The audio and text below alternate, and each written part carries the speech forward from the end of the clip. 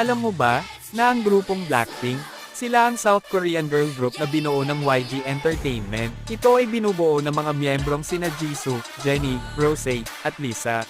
Itinuturing silang pinakamatagumpay na Korean girl group sa buong mundo. At isa sa mga pinuno ng Korean Wave.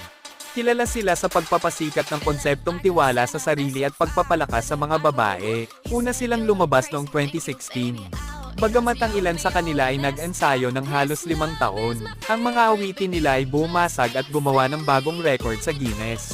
Ang grupo nila ay sumikat sa buong mundo. Sila rin ang nakakuha ng pinakamataas na kinita sa mga concert. Sa ngayon ang YouTube nila ay umabot sa 88.9 milyong subscriber at 31.4 billion views.